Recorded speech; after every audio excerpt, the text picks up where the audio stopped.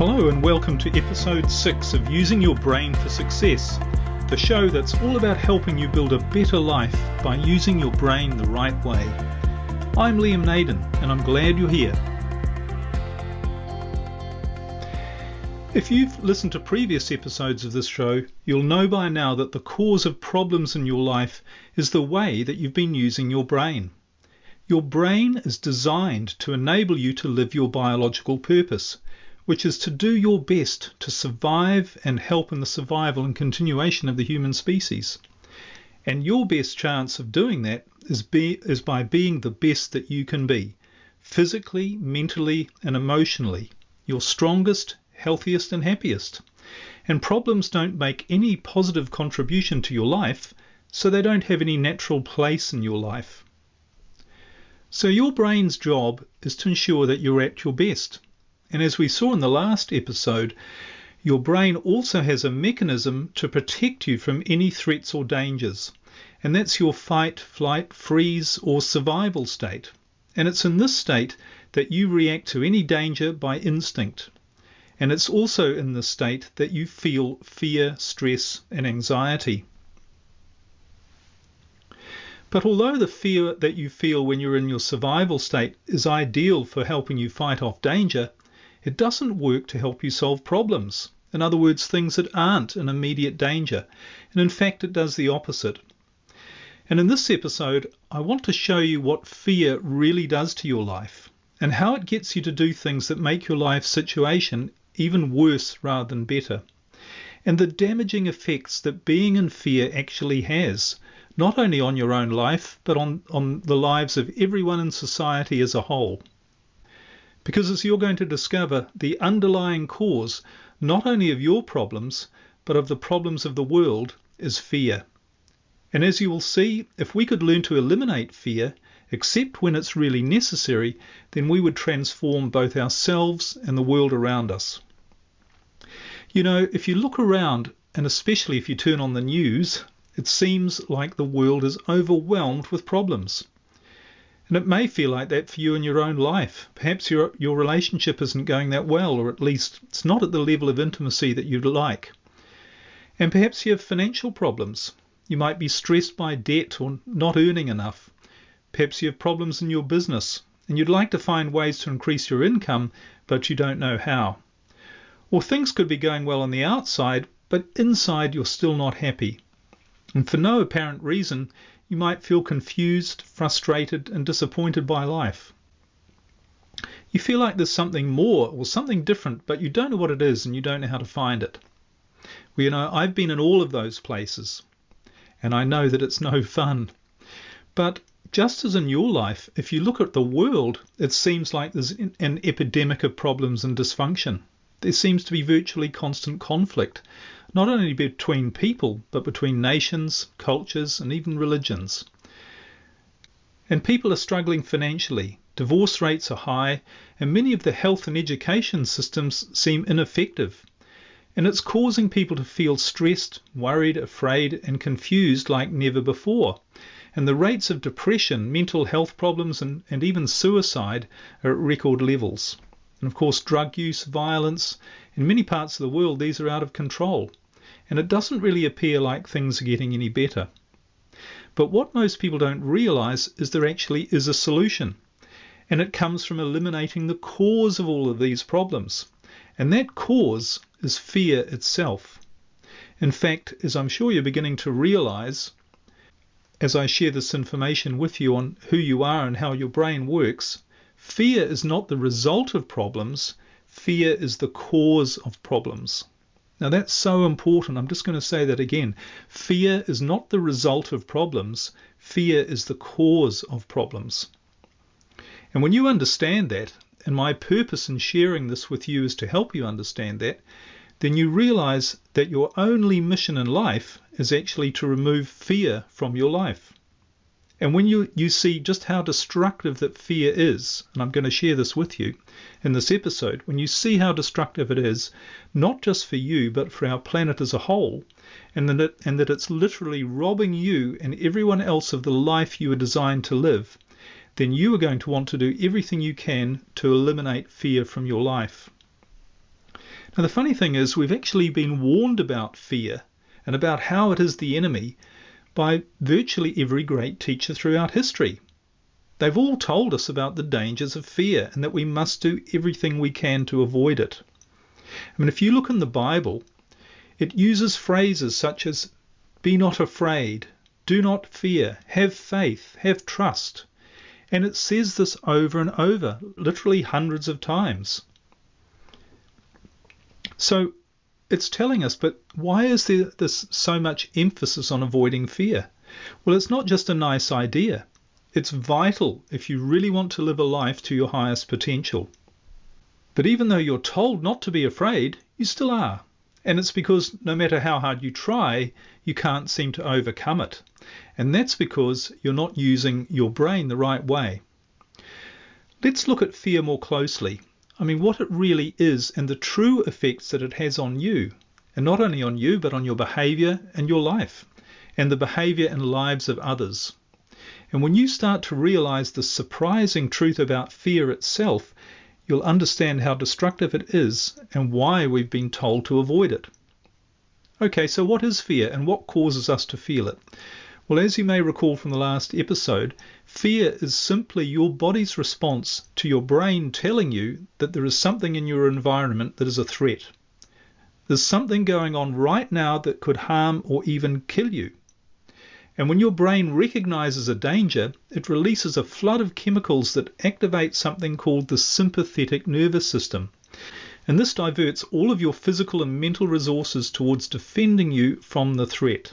So your heartbeat and your breathing quicken so that you're stronger and you're faster.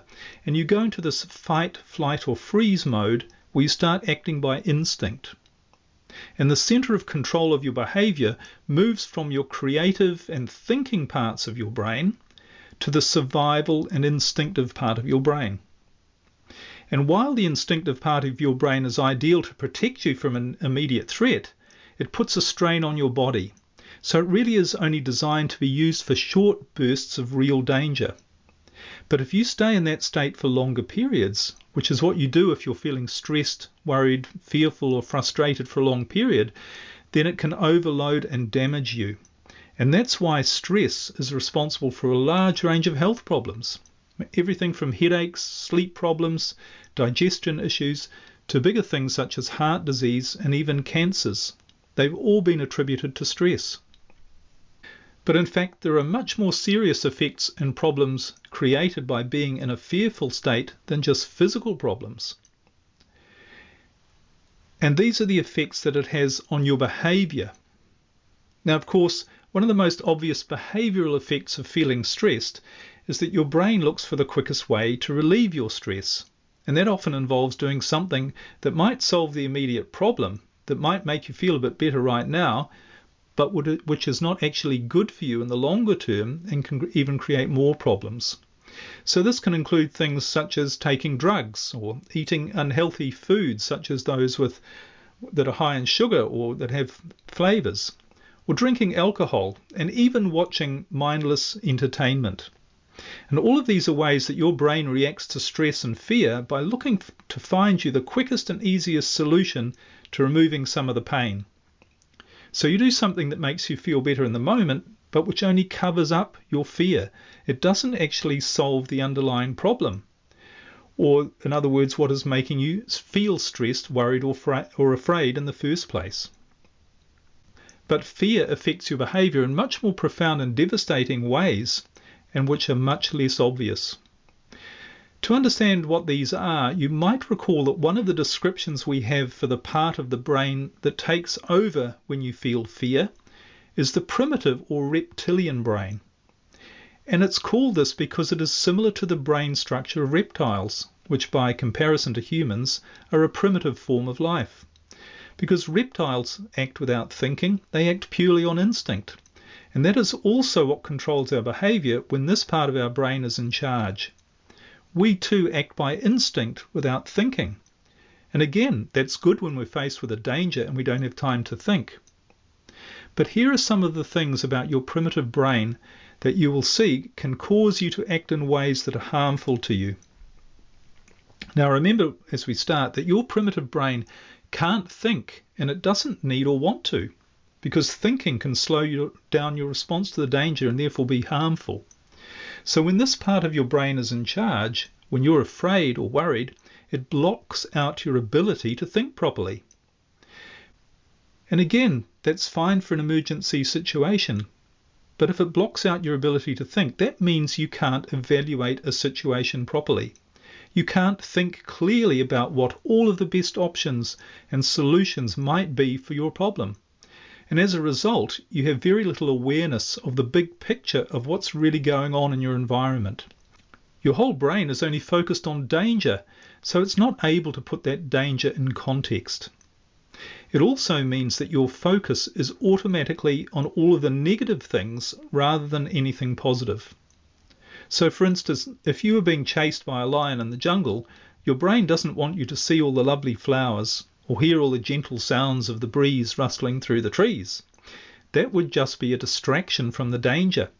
So on a physical level, and this has been measured scientifically, your view of the world is automatically to make everything worse than it actually is. And again, this is perfect if you're facing an immediate danger.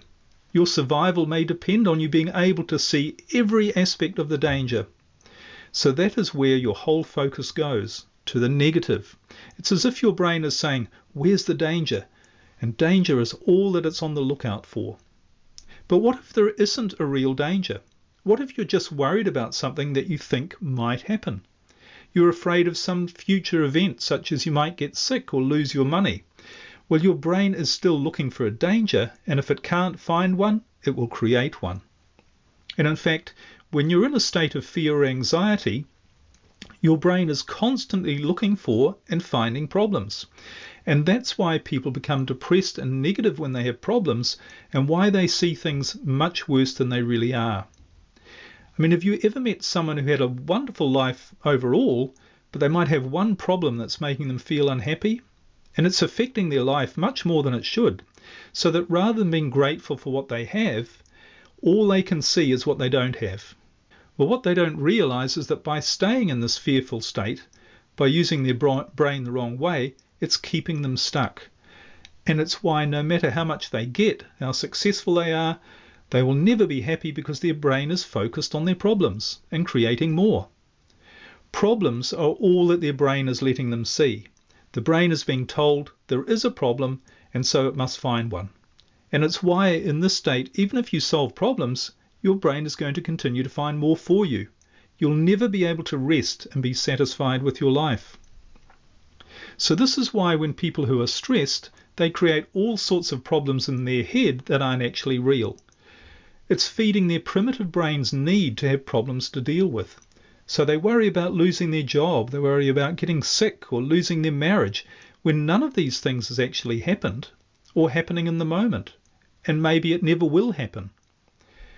So in a fearful state, your brain is designed to make sure that you focus on seeing threats, dangers and problems, and it blocks any part of your brain that might distract you from that or from doing anything other than reacting straight away to the immediate danger right in front of you. So you don't think, you react. And you can't see the big picture, which includes other ways of looking at the situation.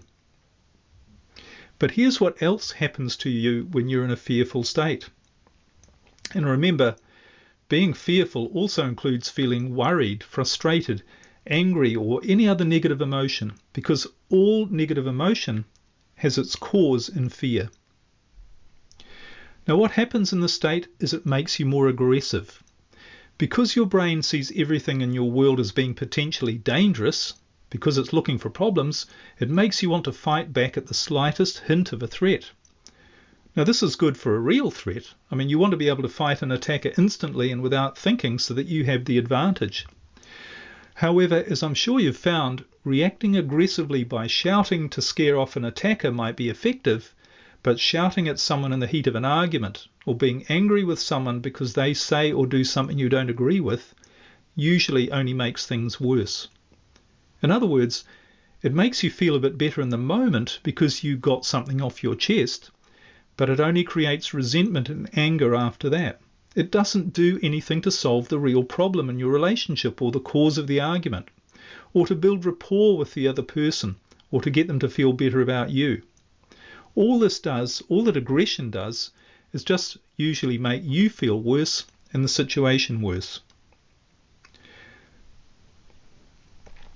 I mean, here are some other ways in which fighting back or reacting aggressively isn't helpful in a problem, or in creating a problem-free, happy life for you or anyone else. Here's one: getting angry over something trivial. Look at road rage. People get angry with other people who drive past them. They don't know them, they've never met them, but they get angry. They react to something. They become aggressive, automatically aggressive. Or how about being rude or nasty towards someone who has a different point of view to your own? Isn't this what happens on social media all the time? People are busy abusing each other, criticizing each other, and really being quite unpleasant just because someone else has a different opinion. So aggression, especially without thinking, is very much a behaviour caused by our primitive brain and by us allowing it to be in charge. And we do it because we're carrying around fear, anxiety, or frustration. The other thing the primitive fear brain does is that it makes you less tolerant of others who are different to you. They may look different, be of a different race or culture, have different religious beliefs, or even just have a different point of view about something. And this is because in your fearful survival state, your brain makes you think tribally, where members of your own tribe, who can keep you safe in times of danger, well, they're your friends, but everything from outside of you, everything from outside of the tribe, is the enemy. And of course, this is the cause of wars, religious conflicts, etc., but also on a smaller scale, it's what makes people unwilling or unable to accept the behaviours, beliefs, attitudes, and feelings of other people. It makes people scorn those who do or say something different to them. So a culture, a community might say something like, well, we're all helping each other to create a great society. We're doing it for the good of our society. We love each other. We're tolerant and we love other people. But they show complete intolerance towards anyone who doesn't share their mainstream view. And they may ridicule or make outcasts of people, not because they have taken the time to understand what these other people are saying or doing, and come to the conclusion that perhaps what that other person's saying might be harmful to them or to their society or community. But they're merely reacting because those people are different. And because our brain, when it sees something that it doesn't understand or appears on the surface to be different, it thinks it might be a danger, and it's going to react accordingly to eliminate that threat. You know, it wasn't so long ago that the accepted truth was that the world was flat. And people were thought to be mad, and they were even imprisoned for thinking anything differently. And they weren't labelled mad because all of their evidence was examined and proven to be wrong. It's not what the authorities or people did. They didn't go, well, if you think the earth isn't flat, let's look at the evidence. No, they didn't look at that. They simply said they discarded it because they weren't part of the tribal mentality. And of course, you can see this right up to the present day when information and ideas are presented and immediately thrown out by people without even looking at them to check to see if they're true or not. Now remember, the basic characteristic of the primitive brain is insecurity. Because it's supposed to be insecure, its job is not to be secure, its job is not to miss out on any threats. And that's why it's always finding problems and dangers. But if you allow your primitive brain to be in charge, which is what you do when you feel fear, then it's going to make sure you always do have problems and dangers in your life. Now the next thing we know about the primitive brain is that because it's always insecure, it's always trying to get more. With your primitive brain in charge, you can never see that you have enough. You always want more, and you always think that security and happiness will come when you get just a bit more. So that's when you earn more money, or when you fix the problems in your relationship rather than appreciate the good that is in it already. When you get the better house or the car, or you take the holiday, that's when you're going to feel secure and happy. That's what your brain, your insecure primitive brain, is telling you. And it's telling you that that is when you will stop feeling worried or afraid. But of course, when you get those things, you still don't feel safe because your primitive brain is in charge. And that's continually seeing more danger so that you need more and more. And it becomes an endless and futile game trying to find security and happiness this way. And of course, one thing your primitive brain wants is more power. Seeking more and more power is also a characteristic of the primitive brain. Needing more power, and in fact needing more of anything, is because your primitive brain can never feel secure. And that's the real reason why wealth and power in themselves never bring true happiness and security. There's a saying, power corrupts. And it does, because the fear-based brain, which always wants more, will even do unethical or even immoral things to try to satisfy its need for more. And it's why so many leaders throughout history, in their quest for more and more power, they end up putting power ahead of the very people that they lead. And don't we see this everywhere? The quest for more power, more money, more stuff, and the belief that if you have just a bit more than what you have, you're going to feel happy and secure. I'm sure you've probably felt this. I know I have, and it's what controlled me for most of my life. But it all comes from fear and being controlled by a part of your brain that always wants more. When it comes to power, another thing to realize about fear is that it makes you much more able to be controlled and submit to the power of others.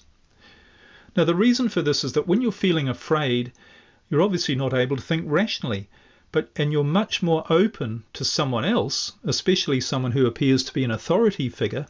You're much more open on a mental state to have them tell you what to do or to tell you what to believe.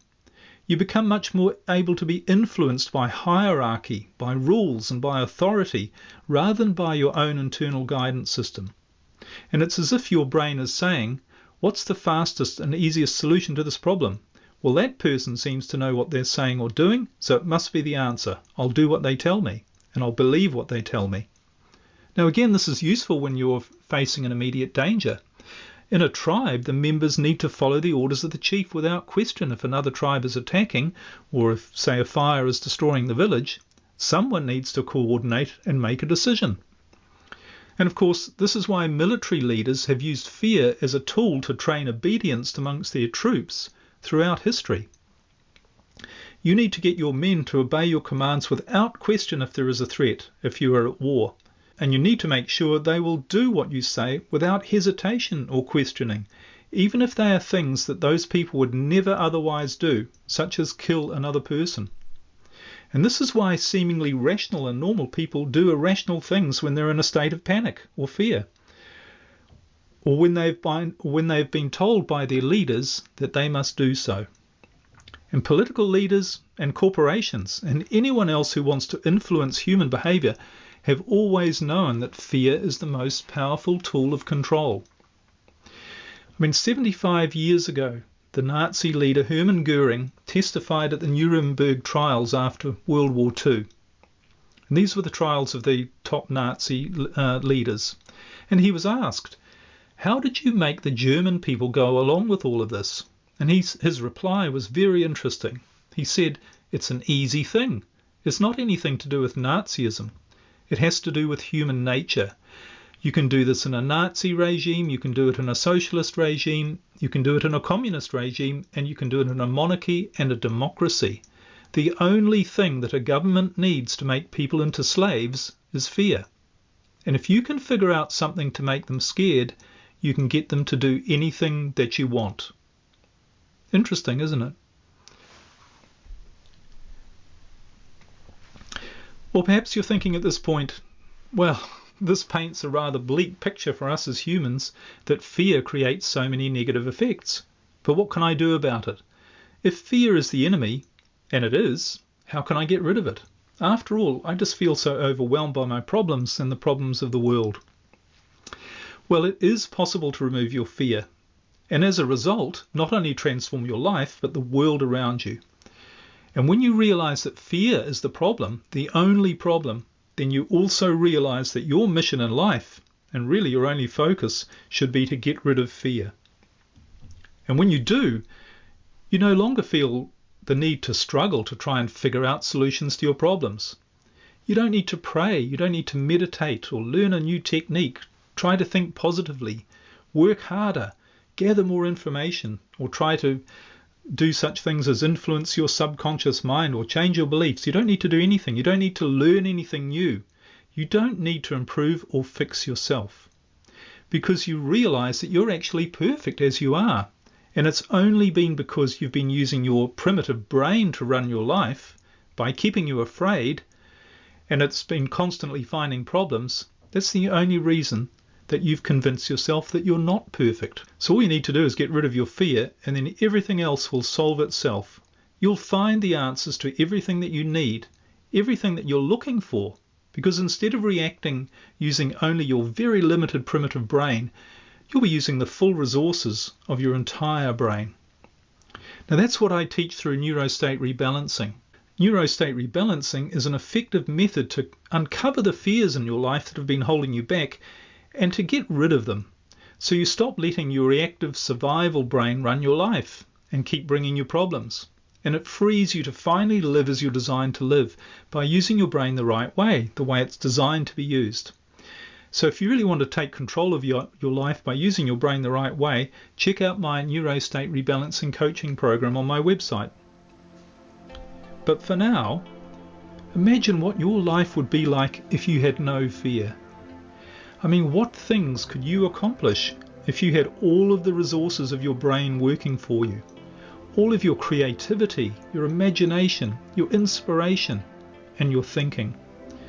And being able to fully express love, not only to the people who are important to you, but to everyone you meet and come in contact with. If you had no fear, what would you get rid of from your life that is causing you pain right now? Would you shut down that part of your business that is losing money and causing you nothing but stress? If instead of being afraid, you knew that a better opportunity was right around the corner? Would you end your marriage or relationship? Again, would you end that relationship if it's filled with arguments, abuse, and for all intents and purposes is dead, and it's not serving you or the other person? Would you end it if you knew that doing so didn't mean that you were a failure, and if you also knew that a much healthier and more loving relationship was just around the corner? And how would you act differently in your life? Would you tell people how you feel and think without being afraid you would upset them? And would you allow anyone else to be free to say or do anything to you without the fear of you being upset? Imagine how your relationships with everyone you know could be transformed if there was no fear. Imagine your relationship with your spouse or partner.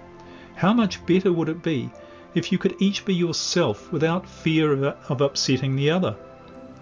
Where you actually loved each other unconditionally, which means you allowed them to be and do whatever they wanted, knowing it was their right, and where they let you do the same without judgment or criticism. And of course, I'm not talking here about doing something intentionally to hurt someone else. And imagine being able to say hello to a stranger in the street without being afraid of getting a negative reaction.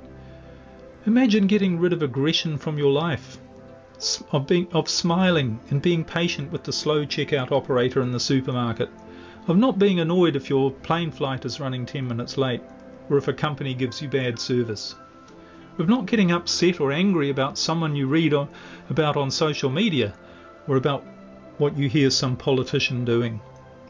And imagine a society where we all tolerated each other's views, where we didn't label others who look or think differently to us as being a threat, and where we truly evaluated what we were being told by our leaders rather than just blindly following them. In other words, imagine being in a world where you are able to be yourself, the highest expression of you, filled with joy and purpose and in the flow of your life without problems, and where everyone else was being themselves too. And in a world where you didn't have problems because your brain wasn't constantly looking for them. A world where you could wake up every morning and feel excited about your day and your life, looking forward to what you were going to be able to create and do, rather than waking up feeling dread at all the problems you had to deal with. Where you woke up with a smile on your face and a kind word to everyone you met throughout the day, and where you felt excited for the future because you knew only good things were going to happen, rather than being worried. And where you replaced fear and stress with love and compassion towards everyone everything, and above all, to yourself. That's the way you're designed to be. And all you need to do is to get rid of that fear that is controlling and stopping you from being who you really are. And that comes from using your brain the right way, which is based on love, not fear. That's all for this episode of Using Your Brain for Success. I look forward to sharing with you in future episodes so much more about how you can truly create an extraordinary life using the incredible power of your brain. But if you'd like to eliminate fear from your life and really start living to your highest purpose, enroll in my Neurostate Rebalancing program. You will learn how to identify and remove the fears that have been controlling your life for so long, so that you finally start living the life you're designed to live. You'll find the details at my website, liamnaden.com. Thanks for listening, all the best, and bye for now.